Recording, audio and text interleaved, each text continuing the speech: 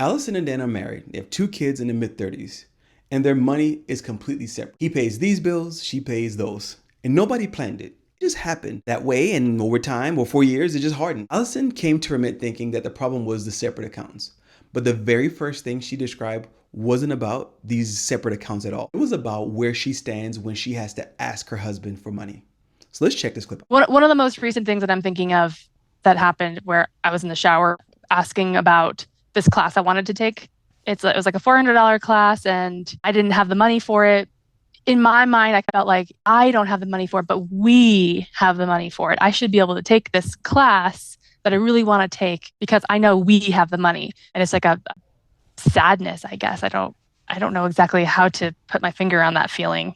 Sadness? Like I know I cried. Know that like just She says she waits until she's in the shower so he can't see her face when she asks.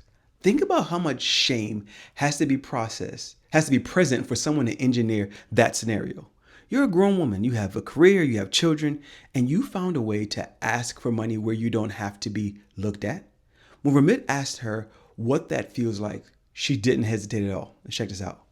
What happens when you have to ask for money? Like, what does that feel like to you, Allison? it definitely feels like I'm a child asking for some help from a parent. It doesn't feel good. Like I messed up. Like brings like a lot of shame, those types of feelings. Like I should have done better. I could have done this. I could have not spent this money. What did I even buy? Did I really need that thing? You feel shame around money a lot? A child asking a parent for. That's the phrase she used. And it's the whole story.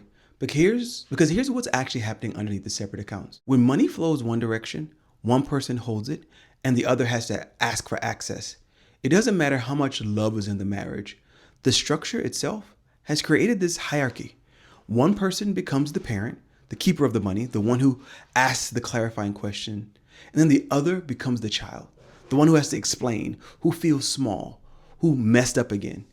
And Dan isn't a villain here. He's not trying to control her. He's anxious. He used the word freaks out.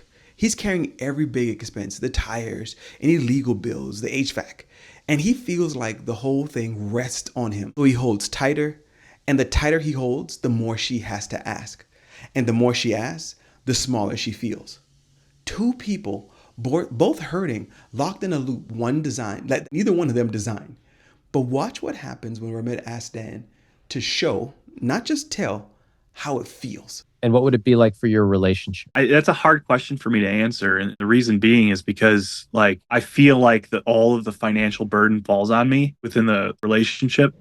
If she thought the way I did, I would feel really safe. You'd feel safe. And what would it feel like for your relationship? Look at my hands, 2 people. What would it feel like if she understood how you have to plan ahead with finances? What would that feel like for your relationship? It would feel really good. Maybe connective, maybe unified, maybe together. Doesn't feel like that right now, right? When it comes to money. No. Use your hands. Show me what it feels like. As far as where we're currently at with money, I don't know if my screen's big enough. Hold on. Oh, wow. Okay. So just to describe, he has his hands far apart. Yeah. Like there's a huge gap between the two of you. And that gap, describe that gap to me, Dan. It's just me. I feel like this falls back into therapy stuff that we've worked on, where I come from and things like that. I just feel alone in it. I just feel alone when it comes to money. I just feel alone. His wife is sitting right next to him. She thinks about money constantly. She loses sleep. She carries it everywhere she goes. And he feels completely alone. This is the thing I need you to see. They are both drowning in the exact same water, and each one believes they're swimming by themselves. She feels alone because she's the one being made to ask. He feels alone because he's the one being asked. The same problem, the same marriage, but they're on 2 separate islands. And here's what I want to go one layer deep underneath what Remit says.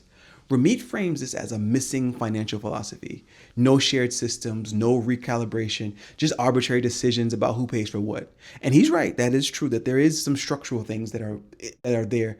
But the structure isn't the root. The structure is the symptom. The root is that 2 people who love each other have been quietly carrying the same weight alone. Because somewhere, each of them learned that money is something you handle by yourself. That asking for money, it makes you weak. That needing makes you small. That the safest thing is to keep your money yours. So they built a marriage with a wall down the middle of it, not because they don't love each other, but because nobody ever showed them that money could be a place where you meet instead of a place where you defend. And the moment that shifts, even slightly, watch what it does to Dan. Describe feeling a sense of togetherness with money. When you described that, it made me feel warm inside, just to put it. Like when you're like, if she thought, not even that she did the exact same thing I do, but even if she had like an understanding and things like that of why I do what I do, it like really made me feel good. I love that. So we know that it's possible to feel good about. We know that. Allison, I want to get your reaction to what you just heard Dan say. It makes me feel bad, but also good. So it makes me feel bad that he doesn't feel safe with money when it comes to finances in our relationship, and that there is a little bit of a trust issue there when it comes to money. That makes me feel like I feel sorry. Like that's. Did you see his whole face change? He went from far apart hands and I feel alone to warm and soft, almost emotional, almost. Just from imagining what together might feel like. That's how close it was, sitting right under the surface the whole time. And this is not a rich couple's problem. I know they have a condo and a big net worth. Set that aside. The dynamic underneath is everywhere. The couple making 50 grand with separate accounts and the same silent resentment. The partner who pays for everything and feels alone. The partner who has to ask and feels like a child. This shows up across every income, every zip code, every relationship. Because it was never really about who makes more or who spends more. It's about two different people's nervous systems that each learn separately that money is something you carry alone. And the work, the real work, isn't just merging two bank accounts. It's two people deciding to stop being alone in it. Let's check out what happens next. It's nice to know we can. I do think that the crux of this working is the two of you combining your. So let me explain why. When you are separate, especially being married with two kids, you develop these peculiar ways of handling money. Like I pointed out how the car payments were made and all, you do this and I do that. It's all becomes really weird.